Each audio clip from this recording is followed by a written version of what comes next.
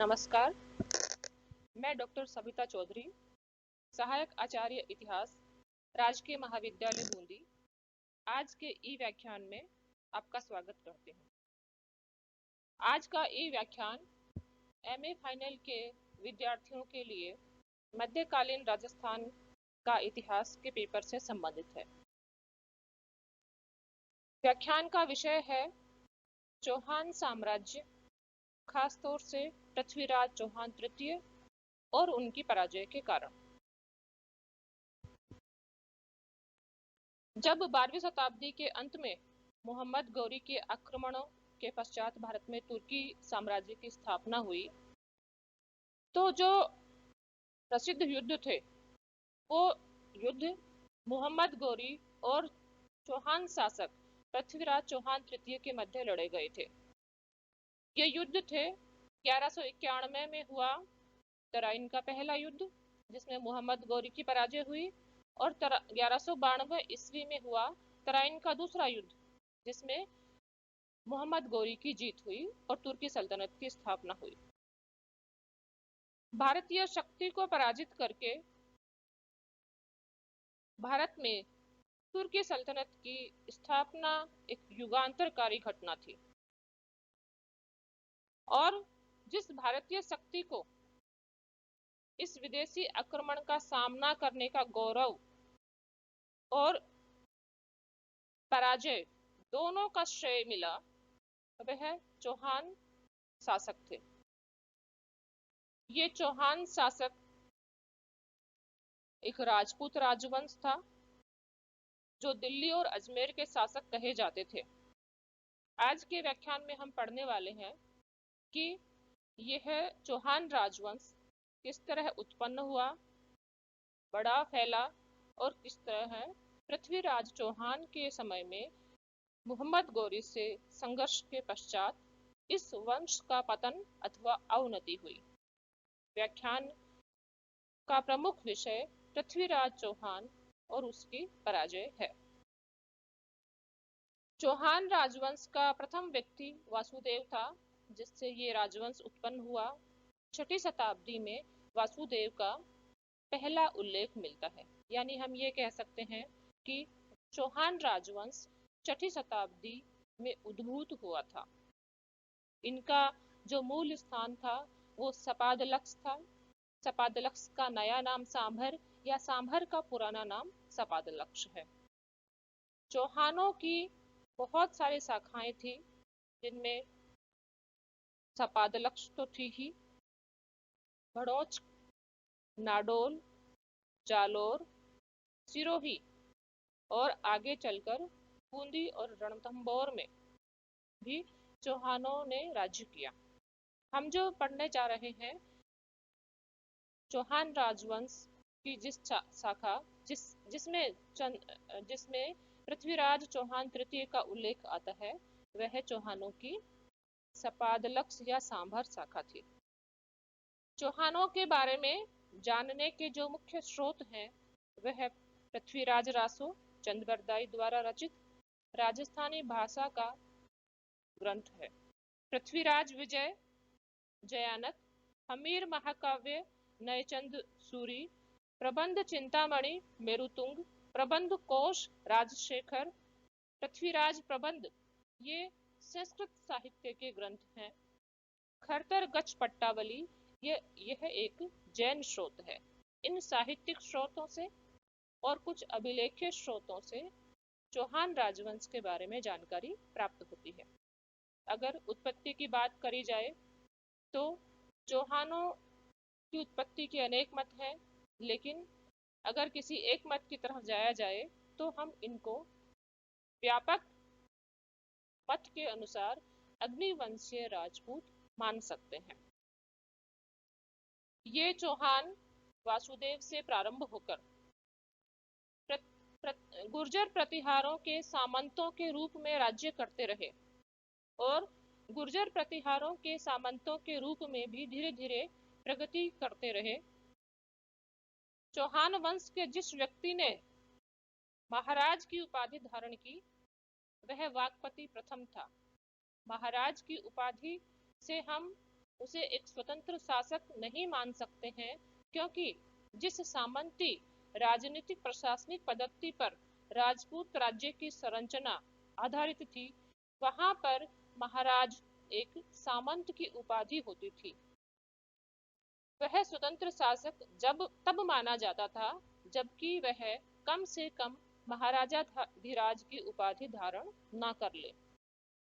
वाकपति प्रथम के महाराज की उपाधि धारण करने से हम यह समझ सकते हैं कि पृथ्वीराज गुर्जर प्रतिहारों की अधीनता में चौहान शक्तिशाली सामंत के रूप में स्थापित हो गए थे।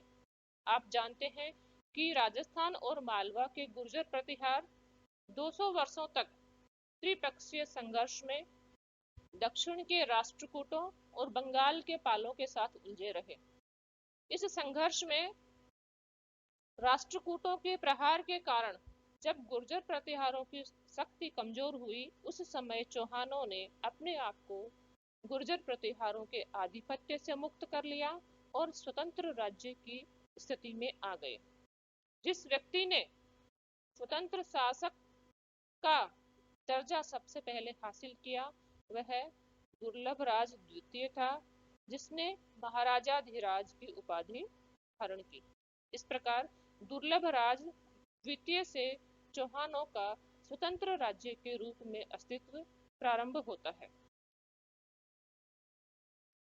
12वीं शताब्दी में चौहान राजवंश में अजयराज चौहान नामक एक राजा हुए, जिन्होंने अजमेर नगर की स्थापना की 1113 ईस्वी में और सांभर अथवा सपादलक्स से चौहान राजधानी को अजमेर में स्थानांतरित कर लिया। चौहान राज्य अपने चारों तरफ कुछ दूसरे राजपूत राज्यों से घिरे हुए थे। दक्षिण की तरफ सोलंकी, दक्षिण पूर्व की तरफ मालवा के परमार, पूर्व दिशा में बुंदेलखंड के चंदेल, उत्तर पूर्व में कन्नौज के गहडवाल, उत्तर पूर्व में दिल्ली के तोमर, उत्तर पश्चिम में पंजाब के गजनवी तुर्क और सिंध और मुल्तान के शिया राज्य। इन राज्यों से पृथ्वीराज चौहान अथवा चौहानों का साम्राज्य घिरा हुआ था। तो जिस व्यक्ति ने दिल्ली को जीता, तोमरों से दिल्ली को विजित किया, वह विग्रहराज चतुर्थ था, जिसका उपनाम बीसलदेव था। बीसलदेव ने 1158 से 1163 ईस्वी के मध्य राज्य किया और उसकी सबसे महत्वपूर्ण उपलब्धि दिल्ली को चौहान साम्राज्य में शामिल करना रही। अब चौहान अजमेर और दिल्ली के राजा कहे जाने लगे और उनका राज्य राजस्थान, हरियाणा, दिल्ली और मध्य प्रदेश, उत्तर प्रदेश और पंजाब के कुछ राज्यों में विस्तृत था। ये नक्शे में आप चौहान राज्य की स्थिति देख सकते हैं। अजमेर इनकी राजधानी थी और दक्षिणी भारत और पश्चिम की तरफ पंजाब तक इनका साम्राज्य फैला हुआ था। नीले रंग से जो साम्राज्य दिखाया गया है वह चौहान साम्राज्य है। क्योंकि व्याख्यान की मुख्य विषय वस्तु पृथ्वीराज चौहान तृतीय है और इनके वंश का और महत्वपूर्ण राजाओं का परिचय हम दे चुके हैं, इसलिए हम पृथ्वीराज चौहान पर आते हैं। पृथ्वीराज चौहान का जन्म 1166 ईस्वी में हुआ। इनके पिता सोमेश्वर और माता कर्पूरी देवी थी। 1177 ईस्वी में अपने पिता सोमेश्वर की मृत्यु के पश्चात ये चौहान राज्य के शासक बने और इस समय उनकी आयु 11 वर्ष की थी। डॉक्टर गोपीनाथ शर्मा के अनुसार 1178 ईस्वी में यानी 12 वर्ष की अवस्था में और डॉक्टर दशरथ शर्मा के अनुसार 1180 ईस्वी में यानी 14 वर्ष की अवस्था में इन्होंने शासन का उत्तरदायित्व संभाल लिया। अब तक शासन का उत्तरदायित्व इनकी माता कर्पूरी देवी के संरक्षण में चल रहा था। शासक बनने के पश्चात सबसे पहले पृथ्वीराज चौहान तृतीय ने आंतरिक समस्याओं और विद्रोहों का दमन किया और उसके पश्चात साम्राज्य विस्तार की दिशा में बढ़ा। जो आंतरिक चुनौतियां पृथ्वीराज चौहान को के सामने आई वह अपर गांगेय और नागार्जुन, जो कि रिश्ते में इनके चाचा लगते थे, के द्वारा इनके राज्यारोहण को चुनौती दी गई। इसलिए पृथ्वीराज चौहान के द्वारा इन दोनों विद्रोहियों का दमन किया गया और पृथ्वीराज चौहान के राज्य में पूर्व दिशा की तरफ निवास करने वाले भांडानक जाति, जो अलवर, भरतपुर और मथुरा के क्षेत्रों में निवास करती थी, वह बार बार उपद्रवों के द्वारा चौहान साम्राज्य के लिए परेशानियां उत्पन्न करती थी। पृथ्वीराज चौहान तृतीय ने भांडानकों के खिलाफ अभियान कराया और भांडानकों का दमन किया गया। इस तरह से अपने राज्य में पृथ्वीराज चौहान के सामने आने वाली चुनौतियों का उसने दमन किया और अब वह पड़ोसी राज्यों के खिलाफ अभियान करने और अपने साम्राज्य का विस्तार करने के लिए स्वतंत्र था। अब तक वह अपनी कुछ आयु प्राप्त कर चुका था और उसने अपने साम्राज्य का स्वतंत्र कार्यभार संभाल लिया था। यह है, इस नक्शे में आप अजमेर के यानी चौहान राज्य के पड़ोसी राज्यों की स्थिति देख सकते हैं, जिनके विरुद्ध वह अभियान करेगा और साम्राज्य विस्तार करने की कोशिश करेगा। आप देखते हैं कि अजमेर चौहानों की राजधानी थी। सोलंकी गुजरात में बेस्ड थे। मालवा में परमार राज्य था। बुंदेलखंड में चंदेलों का राज्य था। कन्नौज में गहड़वालों का राज्य था। दिल्ली में तोमरों का राज्य था। पंजाब पश्चिम दिशा में सिंध, मुल्तान और पंजाब के राज्य थे, जो कि मुस्लिम शासित राज्य थे। पृथ्वीराज चौहान की दिग्विजय या उसकी साम्राज्यवादी नीति अपने इन पड़ोसी राजपूत राज्यों के प्रति केंद्रित थी, जिसमें उसको मिले जुले परिणाम मिले और पश्चिम दिशा से होने वाले आक्रमणों से अंततोगत्वा उसका पतन हो गया। साम्राज्यवादी नीति उसकी 3 चरणों में पड़ेंगे, क्योंकि 3 महत्वपूर्ण राजपूत राज्यों के साथ उसने लड़ाइयां लड़ी। सबसे पहले हम बुंदेलखंड को लेते हैं, जो कि पृथ्वीराज चौहान के राज्य या उसकी दिग्विजय या उसकी साम्राज्य विस्तार की नीति का प्रथम चरण थी। महोबा इनकी राजधानी थी और इस समय परमार दीन नामक राजा यहाँ पर राज्य कर रहा था। परमाल रासो, जिसकी रचना जगनिक ने की है, और उस रासो ग्रंथ की वजह से जो कथानक लोकप्रिय हो गया है वह आल्हा और उदल का है, जो कि उसके प्रसिद्ध सेनापति थे। इस समय परमार दीन और उसके सेनापतियों आल्हा और उदल में कुछ मनमुटाव हो रखा था, जिसके कारण आल्हा और उदल कन्नौज के गहड़वाल राज्य में चले गए थे।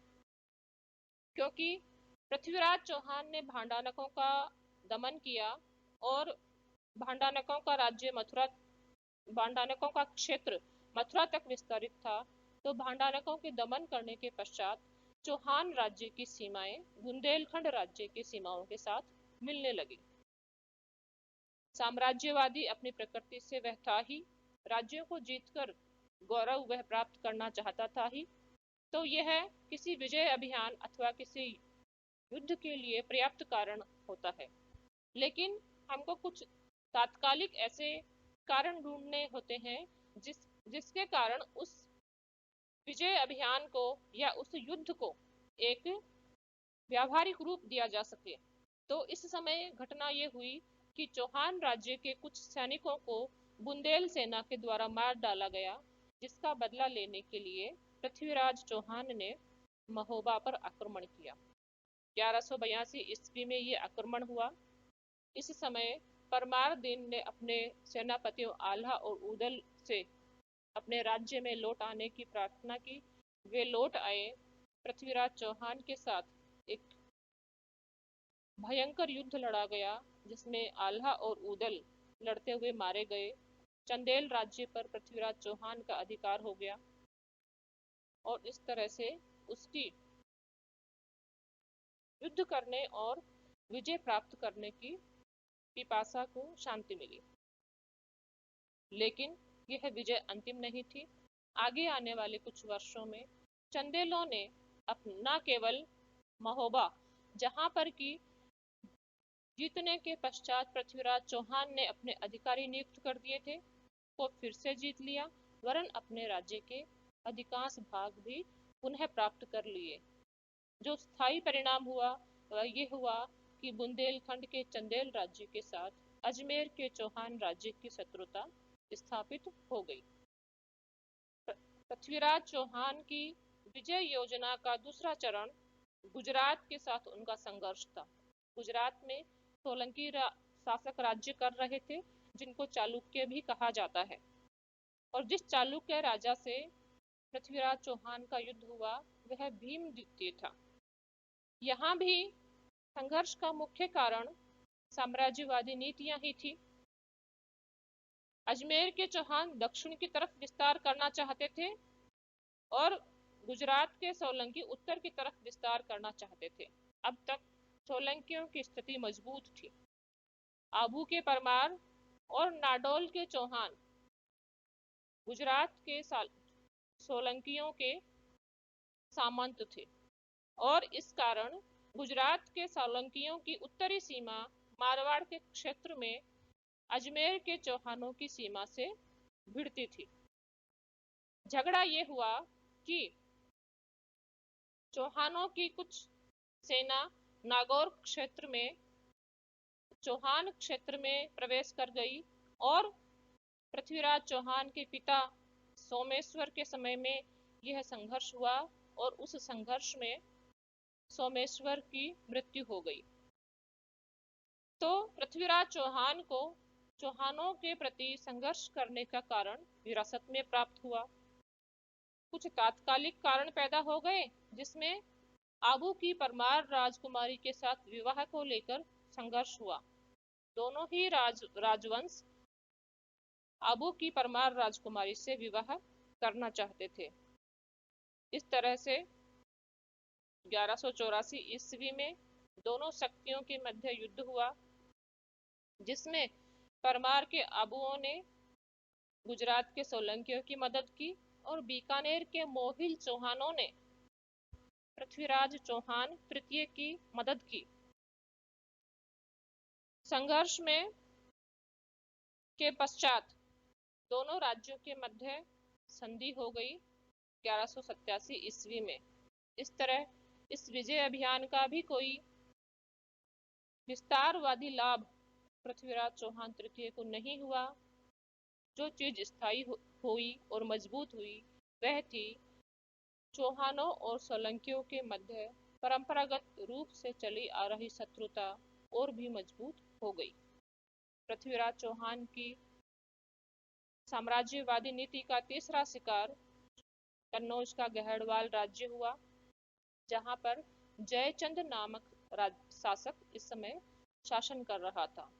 कन्नौज का गहड़वाल राज्य भी गुजरात के सोलंकियों की भांति ही एक शक्तिशाली राज्य माना जाता था और दोनों ही राज्यों की अजमेर के चौहानों और कन्नौज के गहड़वाल अपनी साम्राज्यवादी महत्वाकांक्षाओं के लिए जाना जाता था। उनके मध्य लड़ाई का जो प्रमुख बिंदु था वह दिल्ली पर अधिकार करना था, जिसमें कि चौहान सक्सेसफुल हो गए थे। इसी समय पृथ्वीराज रासो के अनुसार जयचंद की बेटी संयोगिता का स्वयंवर आयोजित किया गया, जिसमें शत्रुता के कारण पृथ्वीराज चौहान तृतीय को आमंत्रित नहीं किया गया। पृथ्वीराज चौहान तृतीय अपने अभिमान के आहत होने के कारण, क्योंकि पृथ्वीराज चौहान तृतीय की मूर्ति एक द्वारपाल के रूप में स्वयंवर के भवन के दरवाजे पर लगा दी गई थी, वह उस स्वयंवर भवन में पहुंच गया और संयोगिता का अपहरण कर लाया। संयोगिता के प्रकरण को मानने में कुछ विरोधाभास है, लेकिन कुछ आधुनिक इतिहासकारों ने इस प्रेम प्रसंग को सही माना है और स्वाभाविक माना है। इस तरह की घटनाएं राजपूत राज्यों में या किसी भी तरह के राज्यों में होना स्वाभाविक माना जाता है, जबकि अपहरण करके राजकुमारियों से विवाह कर लिया जाता था। डॉक्टर दशरथ शर्मा और डॉक्टर सीवी वैद्य ने इस कथानक की सत्यता को स्वीकार किया है। यह संघर्ष जो हुआ संयोगिता के प्रकरण को लेकर, यह तराइन की पहली लड़ाई यानी 1191 के पश्चात हुआ। परिणाम यह हुआ कि संयोगिता को अपने घर में लाने के पश्चात पृथ्वीराज चौहान तृतीय अपने राज्य के प्रति कुछ उदासीन हो गया और अगले युद्ध की तैयारियां उसने नहीं की। इसके कारण कन्नौज का गहड़वाल राज्य भी दुश्मन हो गया अजमेर के चौहानों का, और वह चौहानों के दूसरे दुश्मनों के साथ मैत्री संबंध उसका मजबूत हो गया। गहड़वाल राज्य बुंदेलखंड के चंदेलों के साथ मजबूत मैत्री संबंध में बंध गए। इस तरह से अपनी साम्राज्यवादी नीति के बदौलत अपने राज्य की 3 दिशाओं में चौहान या पृथ्वीराज चौहान तृतीय अपने शत्रु पैदा कर चुका था। दक्षिण की तरफ सोलंकी, दक्षिण पूर्व की तरफ बुंदेलखंड के चंदेल और उत्तर पूर्व की तरफ कन्नौज के गहड़वाल। इसी समय गजनी में गजनवी तुर्कों को हराकर गौर तुर्कों का आधिपत्य स्थापित हुआ और मोहम्मद गौरी ने अपना साम्राज्य स्थापित करने के लिए भारत की तरफ दृष्टिपात किया। उसने 1175 ईस्वी में भारत पर पहला आक्रमण किया था। पहले उसने सिंध और मुल्तान के शिया राज्यों के विरुद्ध युद्ध किए और उन्हें अपने अधीन किया। मोहम्मद गौरी की विजय योजना इस प्रकार से बनाई गई कि उसने सोचा कि सिंध और मुल्तान की विजय के पश्चात वह गुजरात को विजय करेगा और गुजरात को विजय करने के पश्चात गुजरात को अपनी भारत में होने वाली आगामी योजनाओं का केंद्र बनाएगा। गुजरात को विजय करके वह राजस्थान को विजय करेगा और राजस्थान को विजय करके पंजाब को विजय करेगा। इसलिए 1178 ईस्वी में उसने गुजरात के सोलंकी राज्य पर आक्रमण किया, लेकिन पराजित हो गया। कसरावद के युद्ध में उसकी पराजय सोलंकियों के हाथों हुई। तब उसने अपनी विजय योजना का पुनरावलोकन किया और पंजाब के रास्ते से आगे बढ़ने का सोचा। तब अनेक आक्रमणों की श्रृंखला के पश्चात पंजाब के मुस्लिम राज्य पर उसका अधिकार हो गया, और जब पंजाब में तबर हिंद, जिसका दूसरा नाम सरहिंद या भटिंडा भी है, पर उसका अधिकार हो गया, तो मोहम्मद गौरी के राज्य की सीमाएं अजमेर के चौहानों के राज्यों की सीमाओं से मिल गई। सरहिंद पर अधिकार करने के पश्चात पृथ्वीराज चौहान के राज्य के पड़ोस में शत्रु राज्य की सेनाओं की उपस्थिति से उसके राज्य को खतरा उत्पन्न हुआ और वह अपनी राजधानी छोड़कर पृथ्वीराज मोहम्मद गौरी से संघर्ष करने के लिए आगे बढ़ा। इधर मोहम्मद गौरी भी सरहिंद से आगे बढ़ा और हरियाणा के करनाल जिले में तराइन के मैदान में दोनों की सेनाएं आमने सामने थी। इस युद्ध में पृथ्वीराज गौरी की पराजय हुई। तराइन का प्रथम युद्ध 1191 ईस्वी, और उसको युद्ध क्षेत्र छोड़कर भागना पड़ा। पृथ्वीराज चौहान तृतीय ने मोहम्मद गौरी की भागती हुई सेना का पीछा करने, उसका साजो सामान को समाप्त करने अथवा उसकी सेना को विनष्ट करने की कोशिश नहीं की, बल्कि उसने यह किया कि आगे बढ़कर उसने सरहिंद या तबर हिंद या भटिंडा पर पुनः अधिकार कर लिया और वहां पर अपनी चौकी स्थापित कर दी। इतना करने के पश्चात पृथ्वीराज चौहान 1191 के पश्चात संयोगिता का प्रकरण हुआ और पृथ्वीराज चौहान अपने राज्य पर आने वाली भावी आपदाओं के प्रति उदासीन हो गया। इसी समय पृथ्वीराज मोहम्मद गौरी ने अपने दूसरे आक्रमणों की तैयारी करी और 1192 ईस्वी में पुनः अधिक मजबूत होकर तराइन के मैदान में आ डटा। पृथ्वीराज चौहान, जो कि पूरे वर्ष भर अपने राज्य या अपने सेना के दृष्टिकोण से उदासीन माना जाता रहा, वह अपनी सेना को लेकर तराइन के मैदान की तरफ पुनः बढ़ा। मोहम्मद गोरी ने उसे भुलावे में रखने के लिए यह कहा कि क्या वह कुछ समय के लिए शांति का प्रस्ताव स्वीकार करेगा, जबकि मोहम्मद गोरी अपने बड़े भाई से राय मशविरा कर ले और तदनुसार वह कार्यवाही करेगा। पृथ्वीराज चौहान मोहम्मद गोरी के बुलावे में आ गया।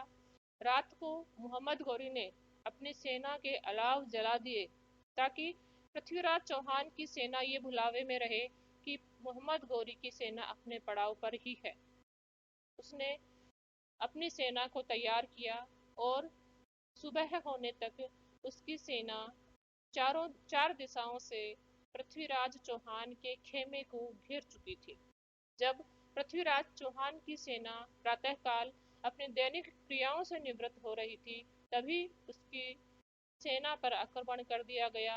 बिना तैयारी के पृथ्वीराज चौहान के साथ युद्ध हुआ, जो कि एक बड़ा युद्ध नहीं था, बल्कि एक संक्षिप्त और अव्यवस्थित युद्ध था। इसमें पृथ्वीराज चौहान ने पहले लड़ने की और मुकाबला करने की कोशिश की, लेकिन जब उसे लगा कि वह नहीं जीत सकेगा तो घोड़े पर चढ़कर पलायन कर गया। मान्यता यह है कि पृथ्वीराज चौहान को पकड़ लिया गया जब वह युद्ध क्षेत्र से पलायन कर लिया गया। उसके पश्चात मोहम्मद गोरी के भविष्य के बारे में दो राय हैं। प्रथम राय वह है जो कि पृथ्वीराज रासों में लिखी गई है, और दूसरी जिसको आधुनिक इतिहासकार अधिक व्यावहारिक मानते हैं। इसके अनुसार जब पृथ्वीराज चौहान को पकड़ लिया गया तो उसने मोहम्मद गोरी की अधीनता में अजमेर का शासक होना स्वीकार किया, लेकिन इसको वह अपने मन से स्वीकार नहीं कर पाया और उसने पृथ्वीराज चौहान के विरुद्ध विद्रोह कर दिया, जिसके फलस्वरूप उसे परास्त करके मार डाला गया। पृथ्वीराज रासों में जो कथानक लिखा गया है उसके अनुसार पृथ्वीराज चौहान को कैद करके गजनी ले जाया गया, जहां पर उसे अंधा कर दिया गया और उसके साथ उसका मित्र चंद्रबरदाई भी पहुंच गया। एक समय जब वह दरबार में बैठे हुए थे, चंद्रबरदाई ने दोहे से मोहम्मद गोरी की स्थिति पृथ्वीराज चौहान को बयान कर दी और पृथ्वीराज चौहान ने शब्द भेदी बाण चलाकर मोहम्मद गोरी की हत्या कर डाली। इस तरह इसके पश्चात पृथ्वीराज चौहान तृतीय और चंद्रबरदाई को भी समाप्त कर दिया गया। यह वह कथानक है जो कि पृथ्वीराज रासों में वर्णित किया गया है। पृथ्वीराज चौहान का अंत जो भी रहा हो, यह तय है कि चौहान राज्य समाप्त हो गया और भारत में तुर्की सल्तनत की स्थापना हो गई। यह स्पष्ट है कि यह कोई सैनिक युद्ध नहीं था जिसमें सैनिक आधार पर शत्रु सेना की विजय हुई हो। यह एक धोखेबाजी पर आधारित छोटा संघर्ष था जिसमें राजपूत या पृथ्वीराज चौहान तृतीय की पराजय हो गई। लेकिन बतौर शासक पृथ्वीराज चौहान तृतीय पर कुछ आक्षेप हैं। वह यह है कि एक बार विदेशी शत्रु का आक्रमण हो जाने के पश्चात और उसको परास्त करने के पश्चात वह कोई शासक इतना अदूरदर्शी कैसे हो सकता है कि वह ये सोच ले कि दोबारा आक्रमण नहीं होगा और वह तैयारियों से विलग्न हो जाए। पृथ्वीराज चौहान ने पूरे साल भर में विदेशी शत्रु यानी मोहम्मद गोरी का सामना करने के लिए कोई सैनिक राजनीतिक तैयारियां नहीं की और वह भोग विलास में संलग्न रहा। पृथ्वीराज चौहान जब उसको तराइन के दूसरे युद्ध के लिए आगे बढ़ना पड़ा, अपनी पूरी सेना को इकट्ठा भी नहीं कर पाया था। उसकी सेना अलग अलग मोर्चों पर तैनात थी और तराइन के दूसरे युद्ध का वर्णन करते समय हमने देखा कि वह मोर्चेबंदी पर नहीं थी सेना, जबकि उस पर आक्रमण हुआ। वह अपने कैंप में अपने दैनिक कार्यों से निवृत्त हो रही थी। पृथ्वीराज की साइड में जब मोहम्मद गोरी का दूसरा आक्रमण हुआ, तब पृथ्वीराज के मंत्रियों में और पृथ्वीराज में जो विचार विमर्श चला, उसमें यह बात उभर कर आई कि क्या पृथ्वीराज को मोहम्मद गोरी का सामना करना चाहिए अथवा उसकी अधीनता मान लेनी चाहिए। पृथ्वीराज चौहान सामना करने के पक्ष में था जबकि उसका मंत्री सोमेश्वर मोहम्मद गोरी की अधीनता स्वीकार करने के पक्ष में था। इस मतभेद के कारण पृथ्वीराज चौहान ने सोमेश्वर को दंडित किया और सोमेश्वर मोहम्मद गोरी की सेना से जाकर मिल गया और हमने देखा कि यह एक चालबाजी से लड़ा गया संक्षिप्त युद्ध था जिसमें चौहानों की पराजय हुई।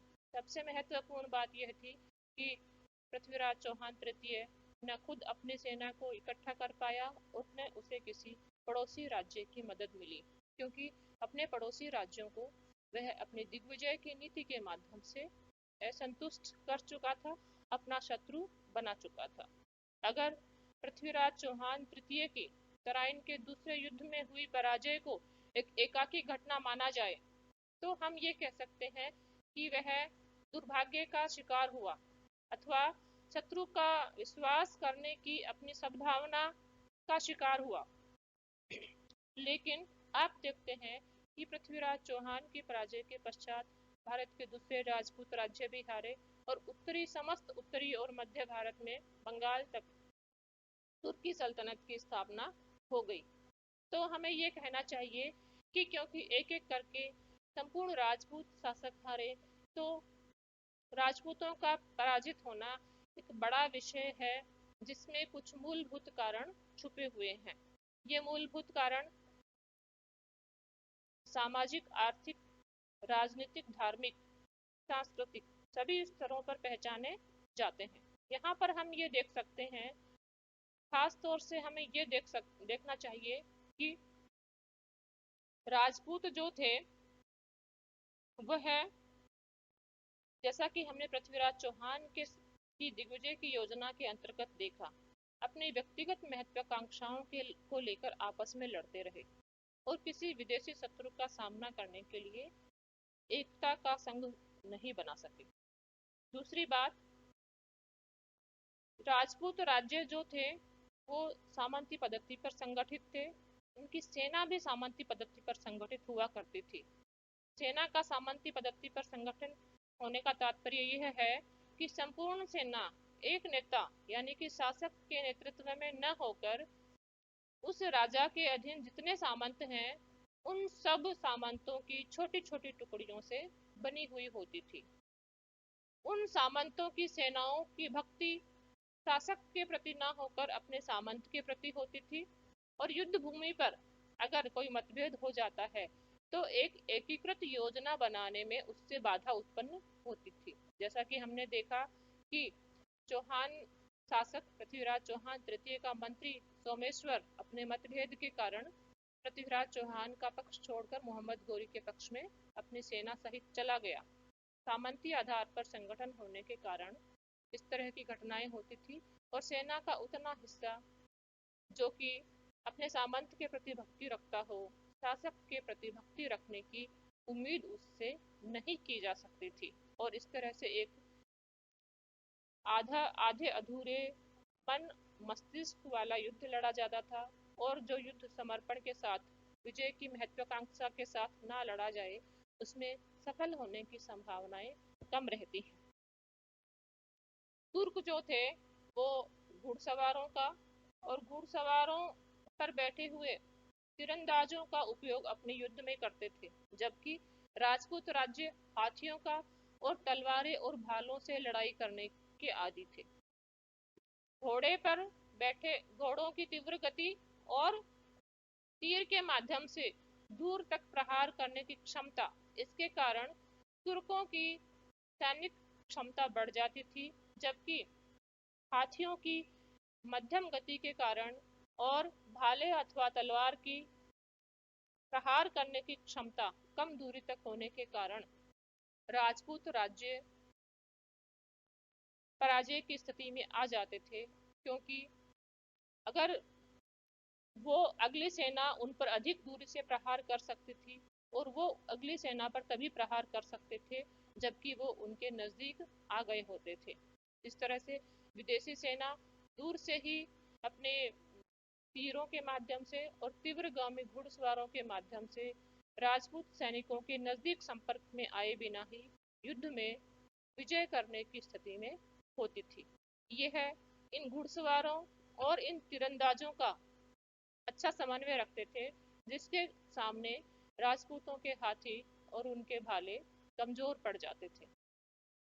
राजपूत क्योंकि विदेशी भूमि से आते थे, तो युद्ध में विजय प्राप्त करने की महत्वाकांक्षा उच्च होती थी, क्योंकि हार जाने की स्थिति में इनका अपनी मूल भूमि में पहुंचना असंभव हो जाता और इनका संपूर्ण विनाश सुनिश्चित हो जाता। इसलिए ये युद्ध में पूरे दिलो जान से लड़ते थे, जबकि राजपूत अपनी भूमि पर ही लड़ा करते थे। अपनी भूमि पर लड़ने के बावजूद राजपूत हार जाते थे, क्योंकि उनके सैनिक संगठन में कमजोरियां होती थी। खुले युद्धों के बजाय, जैसा कि तराइन के दोनों युद्ध मैदान में हुए युद्ध थे, राजपूतों के अधिकांश युद्ध किलों से लड़े जाते थे, जो कि सुरक्षात्मक युद्ध होते थे। यानी दुश्मन की सेना किले का घेरा डाले हुए होती थी और वह किले के अंदर से युद्ध लड़ते थे। 8-10 महीने बीत जाने के बाद जब किले के अंदर रसद और युद्ध सामग्री कम पड़ने लगती थी, तब वह बाहर निकलकर शत्रु सेना का सामना करते थे और उस युद्ध में अब तक कमजोर हो जाने के कारण राजपूतों की पराजय हो जाती थी। इस तरह से एक पराजय की एक लंबी श्रृंखला के बाद राजपूत राज्य क्रमशः हारते गए, तुर्क मुसलमान क्रमशः जीतते गए और भारत में तुर्की सल्तनत की स्थापना हो गई। इस तरह से जो चौहान राज्य विदेशों से, विदेशी आक्रमणकारियों से लड़ने और एक युद्ध में उन्हें पराजित करने का गौरव भी प्राप्त करता है, वही चौहान राज्य और वही अल्पवयस्क कम उम्र के शासक, रोमांचकारी जिसकी कहानियां हैं, पृथ्वीराज चौहान तृतीय तराइन के दूसरे युद्ध में पराजित होने के पश्चात भारत में तुर्की सल्तनत की स्थापना का मार्ग प्रशस्त कर देता है। धन्यवाद।